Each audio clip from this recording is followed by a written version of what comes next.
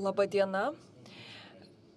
Pradedame spaudos konferenciją, kuri vyksta po komisijos kolegijos susitikimo su Lietuvos vyriausybė. Tai yra pono Baroso ir ponios Grybauskaitės spaudos konferencija.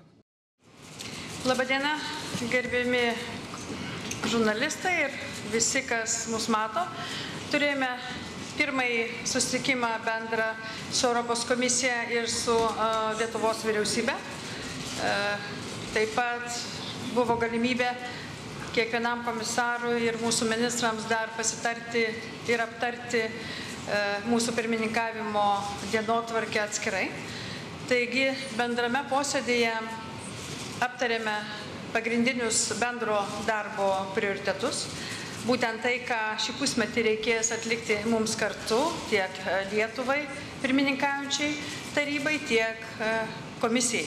Ir nuo mūsų abiejų institucijų bendradarbiavimo priklausys, kiek daug galėsime pasiekti, kokiose srityse galėsime pasistumėti. Taigi, trumpai Lietuvos prioritetai išlieka pirmiausia ekonominėje sferoje, tai yra energetinių išteklių kainų problema, tai yra kalbėsime apie Europinę energetikos vidaus rinką ir skirsime tam labai daug dėmesio. Taip pat užimtumo klausimai, tai yra augimo Europoje vienas iš pagrindinių reikalavimų, ypač jaunimo nedarbo, tam skirsime taip pat ypatingą dėmesį. Finansinio stabilumo užtikrinimas yra būtinas ir sieksime šių tikslų taip pat, ypač kalbant apie bankų sąjungos instrumentų kūrimą, tai bus taip pat mūsų atsakomybė. Vidaus rinkos stiprinimas įvairiose srityse, ypač skaitmeninėje rinkoje, paslaugų rinkoje, taip pat mūsų užduotis ir jų yra daug.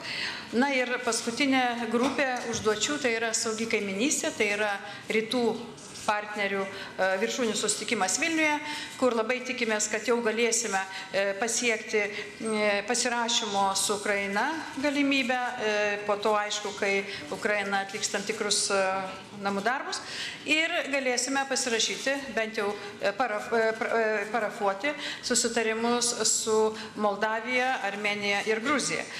Jau nekalbant apie tam tikrą pasistumėjimą vizų režime su šiomis šalimis. Taigi, dienotvarkė didelė, atsakomybė mūsų bendra, kartu su komisija, kaip ir su Europos parlamentu. Esame pasirengę atlikti savo užduotį, esame pasirengę ir atlikti ne tik užduotis, bet ir tai, kas galbūt ir netikėto atsiras, tai visada tai būna pirmininkavimo metu.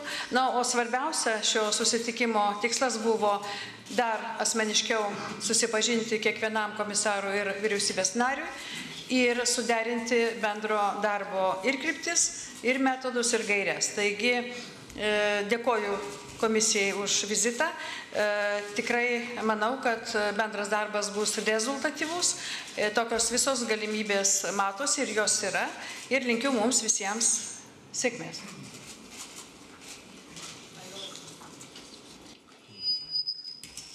Ačiū. Labą dieną, ponios ir ponai. Komisija labai džiaugiasi lankydamasi Vilniuje, Lietuvai pirmą kartą pirmininkaujant ES ministrų taryboje. Tai yra pirmas pirmininkavimo laikotarpis, kai ES jau yra 28 valstybės narės. Tai taip pat yra pirmasis Baltijos šalies pirmininkavimas. Ir atsiveria daug galimybių, kuriomis, manau, bus pasinaudota. Prezidentė Grybauskaitė ir aš ką tik surengėme labai turiningą susitikimą, aptarėme mūsų darbus per artimiausius 6 mėnesius. Komisija visiškai pritarė pirmininkavimo šūkiui, tai yra patikima, auganti ir atvira Europa. Žinoma, pagrindinė mūsų darbų tema yra ekonomika. Reikia galvoti, ką galime padaryti, kad sugrąžintume žmonės į darbo rinką, ypač jaunimą, kad užtikrintume finansavimą verslui ir kad padarytume mūsų šalių ekonomikas konkurencingesnes.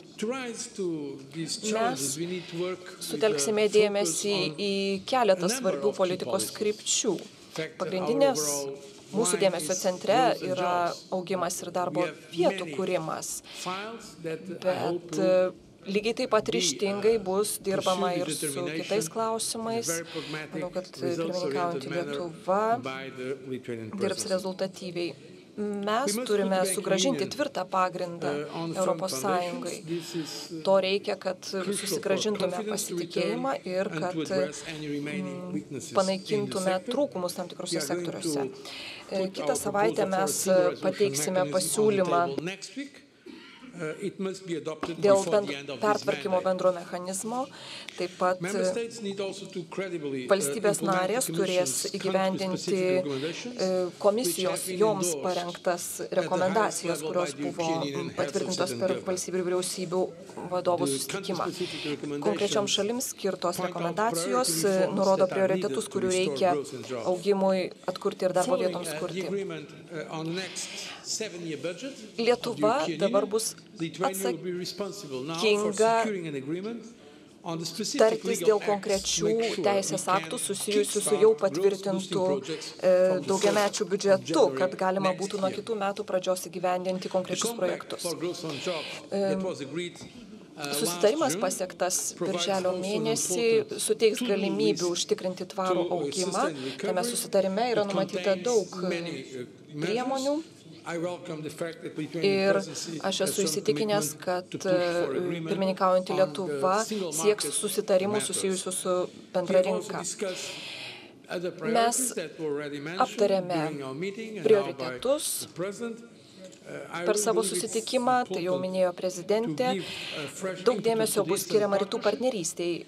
Kitas viršūnių susitikimas, skirtas rytų partnerystės temai, vyks Vilniuje lapkričio mėnesį ir aš laukiu diskusijų dėl asociacijos susitarimų su keliomis mūsų rytų kaimynėmis.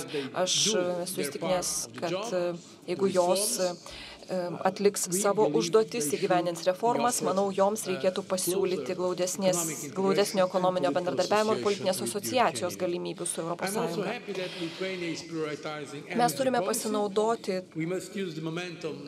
tuo pagreičiu, kurių įgijome po pastarojo vadovų tarybos susitikimo. Mes turime siekti iki nustatyto termino integruoti energetikos infrastruktūrą.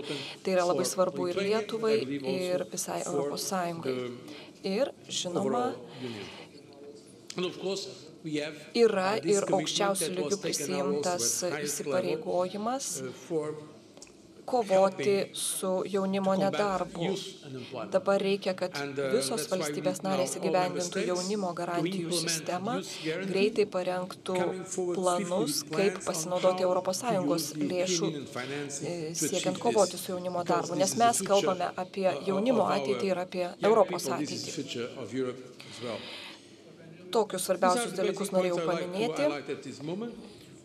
Aš labai pasitikiu pirmininkaujančią Lietuvą, esu įsitikinęs, kad ji pasieks pažangos mums įgyvendinant mūsų bendrą Europos projektą.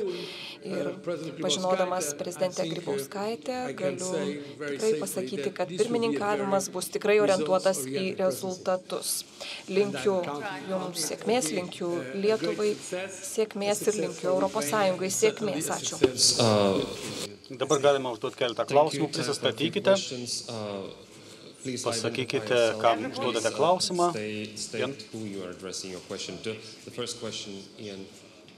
Ianas.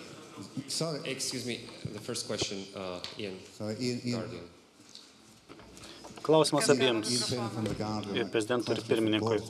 Komisija pradeda dėrybas su JAV pirmadienį Vašingtone. Žinome, kad dėrybos dabar kiek aptemdytos to pasiklausimo skandalo. Prezidentė Grybauskaitė vakar minėjo, kad bus dirbama paraleliai dviejose darbo grupėse dėl duomenų apsaugos ir dėl žvalgybos veiksmų. Tačiau kol kas nėra aiškių darbo krypčių. Buvo vakar ir vakare susitikimai Briuselyje tą temą. Ką jūs nusprendėte? Taip, buvo nuspręsta prieš 20 minučių Koreperyje, nuolatinio atstovų komitete.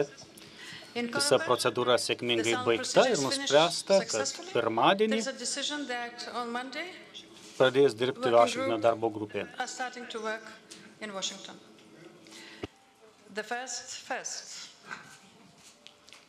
Aš galiu taip pat patvirtinti, kad Europos Sąjunga šiame susitikime atstovaus komisiją, taip pat pirmininkaujančioji valstybė ir išorės veiksmų tarnyba, pirmininkaus komisaras ir pirmininkaujančioji valstybė tam susitikimui ir mes susitikimo metu bandysime patikslinti tokius klausimus kaip duomenų apsauga, teisės į privatumą, pagal mūsų standartus, kompetencija, tai būtent mums yra suteikta toje srityje Europos Sąjungoje ir svarstysim, ką toliau reikėtų dar aptarti dialogų su JAV metu. Kaip žinote, Berlyne neseniai aš pranešiau, kad kursime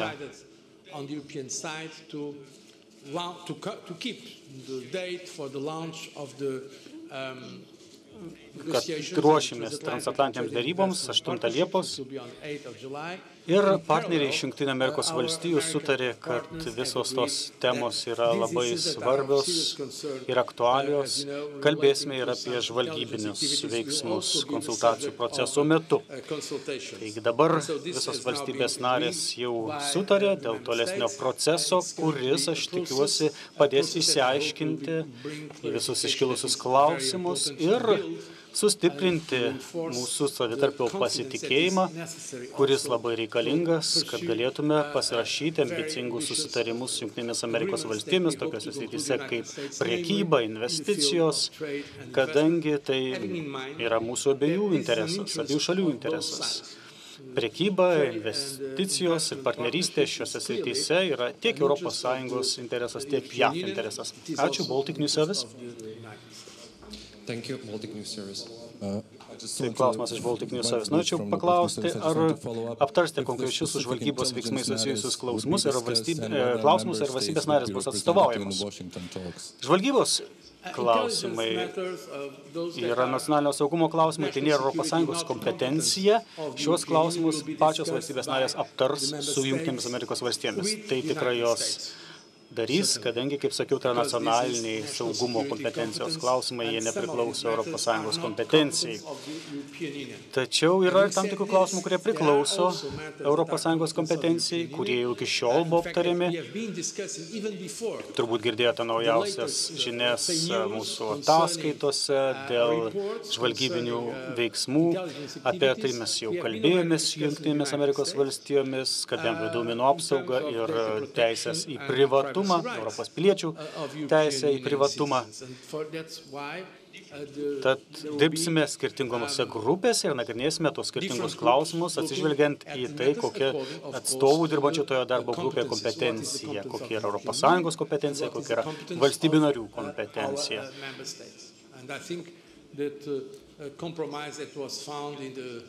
Manau, kad tas kompromisas, kurį nuolatinio atstovų komitete pasiekė valstybės narės, yra geras kompromisas. Juo remdamiesi mes galime dirbti toliau ir aptarti visus rūpimus klausimus, nedelsdami, netidėliodami labai svarbių derybų su Jungtinėmis Amerikos valstybėmis. Tai kalbu apie transatlantinę prekybos investicijų partnerystę. Gerbiamas pirmininkė, jūs minėjote, kad pirmiausia ketinate pateikti pasiūlymą dėl bendro bankų pertvarkymo mechanizmo kitą savaitę. Tai bus vienas iš pirmųjų jūsų žingsnių. Tačiau visos valstybės narės iki galo nesutarė dėl paties šito mechanizmo idėjos. Ar tai turėtų būti kažkoks vienas bendras mechanizmas, tinklas ar kita forma?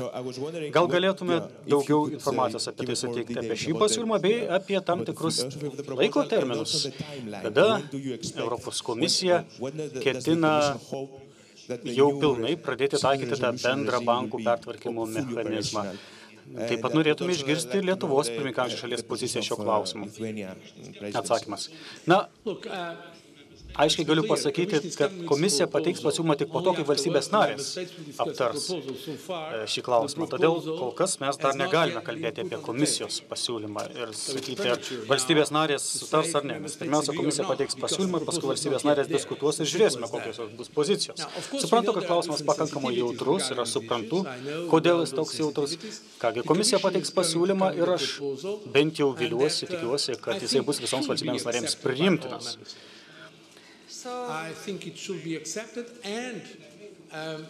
Ką norėčiau pabrėžti dar šalia, ką jau minėjau Europos parlamente, reikėtų dabar neužmigti ant laurų, sutarėm dėl bankų sąjungos ir dabar sutarėm dėl bendro priežiūros mechanizmo, tiek eurozonos valstybės, tiek valstybės, kurios nepriklauso eurozonai. Ir dabar atėjo laikas sutarti dėl bendro bankų pertvarkymo mechanizmo. Negaliu kalbėti kol kas apie detalės, kadangi komisijos galutinis pasiūlymas nepateiktas, bet aš manau, kad jis bus geras pasiūlymas. Aš esu įsitikinęs, kad tai bus geras pasiūlymas. Nes klausimas yra sudėtingas tiek iš teisinės, iš politinės pusės, taip pat iš ekonominės ir finansinės pusės. Mes labai daug darbo investavome į šį pasiūlymą ir jis bus geras. O dėl terminų, vyriausybių ir valstybių vadovai jau nusprendė, kad reikės priimti tą sprendimą iki šio parlamento kadencijos pabaigos. Todėl mes ir dabar jau ruošiamės tą pasiūlymą pateikti. Be to, mes dar laukiam, kol taryba priims galutinį sprendimą dėl bankų gaivinimo ir pertvarkymo direktyvos. Dar ir parlamentas galutinai nepateikė pozicijos. Tas pasiūlymas buvo galutinai parengtas besibaigiant avės pirmininkavimo laikotarpį. Būtent todėl mes laukiame, dar negalime pateikti savo pasiūlymo. Trečiadienį jisai pasirodys. Prezidentė Grybauskaitė. Taigi trečiadienį, kai bus pateiktas pasiūlymas, valstybės dėrėsis, bent jau Lietuva pasirengusi užbaigti dėrybas taryboje ir perduoti šį pasiūlymą parlamentui ir tikimės, kad dar liks jiems laiko panagrinėti ir galutinai pritarti. Reuters. Ačiū. Luke Baker iš Reuters. Gerbiama prezidentė, pirmiausia, jums norėčiau užduoti klausimą. Jūsų užsienio reikalų ministras neseniai minėjo, kad Europa negali būti pilna ir laisva, jei prie jos neprisijungus Ukrainai. Ką jūs apie tai manote? Turint omenyje, kad nemažai valstybių narių nepasisako už tokį ryžtingą Ukrainos įtraukimą į, pavyzdžiui, asociacijos sustarimo pasirašymo procesą ir turint omeny, kad taikomos taupimo priemonės Europos Sąjungoje, matome, kas vyksta Graikijoje, Portugalijoje, labai puikiai atsispindita esama dabar vidinė padėtis Europos Sąjungoje. Kaip jūs galvojate, kaip šioje situacijoje, kaip ir turime tą valstybės įsiskolinimo problemą ir bankų krizę, koks būtų jūsų atsakymas? Atsakymas, rytų partneriai Europai yra svarbus, kadangi yra mūsų kaimynai. Norime, kad mūsų kaiminėse valstybėse būtų plėtojamos demokratinės vertybės, kad būtų užtikrinamas saugumas, kad būtų apsaugotos žmogaus teisės. Todėl mes norėtume, kad Europoje būtų demokratiški, saugus ir pasiturintis regionai. Todėl mes norime įtraukti Ukrainą, bet jos nieko mes nebandom spausti dirbtinai, kaip kad jūs minėjote. Mes tiesiog norėtume, kad Ukraina artėtų prie Europos Sąjungos, dalyvauti integraciniuose procesuose, bet yra 3 bent jau kategorijos namų darbų, kurias pirmiausia Ukraina turi atlikti. Pirmiausiai, tai ir Tymošenko teisingumo atvejis, kad išpatautų teisingumas, paskui teisingumo reforma, susijusi su prokuratūra. Trečia kategorija yra rinkimų sistemos reforma. Pirmiausiai, jie turėtų priimti bendrą dieną rinkimų kodeksą, kad išspręstų visų pirma Kijevo savivaldybės problemą. Tai yra 3 aiškios kategorijos probleminių klausimų ir labai aiškiai įvardinti ir mes tikimės progreso. Tikimės, kad Ukraina išspręs tas problemas šiuose 3 srityse. Kol to nepadarys, bus sunku kažkaip judėti į priekį. Taip, aš jau prieš kurį laiką sakiau, kad yra tam tikros politinės ir socialinės ribos įgyvendinant fiskalinio konsolidavimo politiką. Ir aš dar kartą akcentuoju šią savo nuomonę. Tai yra tiesa ir tai yra akivaizdu. Ir savo žodžiais aš norėjau pasakyti, kad turime aiškiai parodyti, kad mūsų politika susijusi ne tik su fiskaliniu konsolidavimu, bet susijusi ir su konkurencingumo reforma ir augimu. Nuo 2009 metų komisija akcentuoja būtinybę vykdyti kompleksišką politiką, ne tik siekti konsolidavimo, bet ir imtis konkrečių priemonių, kurios paskatintų tvarų augimą.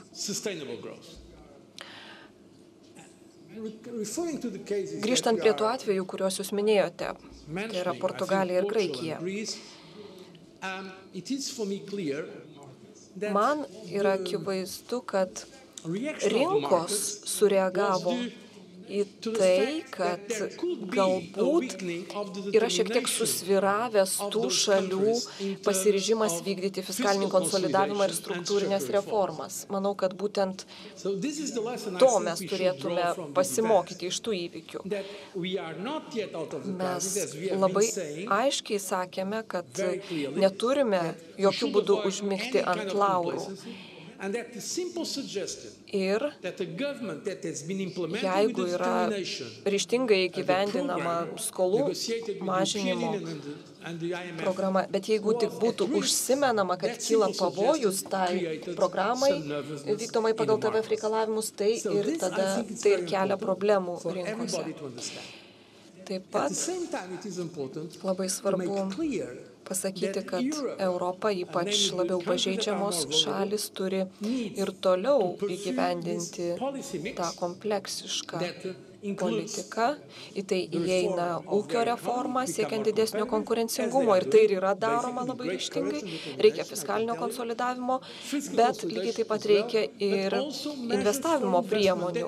Dėl to mes sutarėme Europos vadovų taryboje dėl jaunimo užimtumo, dėl daugiametės finansinės programos, dėl tam tikrų investicijų sutelkimo laikotarpio pradžioje. Bet tai reikia įgyvendinti, nes priešingų atveju, jeigu politika bus teisinga, bet nieko nebus daroma, nebus pasiekta rezultatų. Ir labai svarbu, kad politika atitiktų vykdomas, įgyvendinamas politikos kryptis. Ir reikia konkrečios paramos didelio užmojo reformoms. Bet galiu pasakyti, kad pagrindinė pamoka, kurią išmokome, pavyzdžiui, mano šalyje, yra tas, kad iš karto kyla pavojus, vos tik pasigirsta nors menkiausias signalas, kad šiek tiek susvyravo pasiryžimas vykdyti priemonės. Taigi labai svarbu nemažinti reformų tempo ir siekti bendro sistemingo stabilumo. Lietuvos rytas. Guoda Pečiulytė, Lithuanian newspaper Lietuvos rytas. My question will be in Lithuanian. Prezidente, jūs savo kalbos pradžioje pasakėte, jog esate pasiruošę dirbti ne tik ties suplanuotais tikslais, bet ir ties netikėtumais. Ir Lietuvos pirmininkavimas panašu ir prasideda vienu tų netikėtumų. Ar nėra apmaudu, kad JAV žvalgybos sekimo skandalas iš dalies nustumė į antrą planą Lietuvos pirmininkavimo prioritetus ir ar nesibaiminama, kad Lietuvos diplomatai turės daug jėgų atiduoti ne tiem pagrindiniam tikslam, kurie buvo jau išsikelti iš anksto? Ačiū. ES pagrindiniai tikslai yra visi. Todėl pirmininkaujančios valstybės tikslai taip pat yra viskas, kas mus liečia, kur yra Europos interesai, kur yra tikslai apginti žmogaus teises. Taigi tai Europos vertybės, todėl tikslai yra visi mūsų atsakomybė. Taigi, matant ir žinant, kaip vyksta gyvenimas ir daug tų pirmininkavimo matė ir komisijos pirmininkas ir aš, visada būna netikėtų dalykų, kurių tikrai neįmanoma numatyti. Bet tai, kad mes pradedame nuo tokių rimtų tarptautinių situacijų. Tai ne tik tai, sakykime, informacijos nutekinimo arba sekimo dalykai, arba duomenų apsaugos, asmens duomenų apsaugos problemos. Mes matome ir sudėtingą situaciją Egipte ir kitur. Taigi tai yra tie klausimai, kuriuos reikės spręsti. Tai yra ES išorės politikos klausimai. Tai yra taip pat mūsų atsakomybė. Jokių apmaudų čia būti negali, atvirkščiai. Daugiau iššūkių, geriau. Okay, I take the liberty to take one last question for the Lithuanian media as well. Agnė Vederytė, LNK TV News, and I will ask in Lithuania too. Prezidentė, šiandien atvykstančią komisiją pasitinka protestuojantys pareigūnai, prašydami padidinti atlyginimus ir socialinės garantijas. Komisija atvykstančia. Iš komisijos padidinti atlyginimus? Prašo iš Lietuvos. Aš juokauju. Taigi, norėčiau paklausti, kaip tai vertinat ir ar Lietuva turėtų didinti atlyginimus ir socialinės garantijas? Vertinu kaip kiekvieno piliečio teisę turėti nuomonę, turėti tam tikrus reikalavimus. Visiems norėčiau priminti tiesiog mūsų Lietuvos žiūrovams, kad krizės metu atlyginimai buvo sumažinti visiems, tame tarpe ir prezidentai. Ir man iki šiol tas atlyginimas neatstatytas, jis iki šiol yra sumažintas. Visi sumažinimai ir deficito instrumentai buvo ir leidžiami tiek teismų, tiek konstitucinio teismo krizės laikotarpiu, o dabar atsigaunant ekonomikai, be jokios abejonės, vyriausybė turės palaipsniui atstatinėti tai, kas buvo sumažinta krizės metu. Taigi aš manau, kad visi šie reikalavimai yra tiesiog teisėti, tai patvirtina ir Konstitucinis teismas, ir vyriausybė jau yra paskelbusi, kad palaipsniui nuo kitų metų atlyginimas atstatinėja. Thank you very much. Thank you.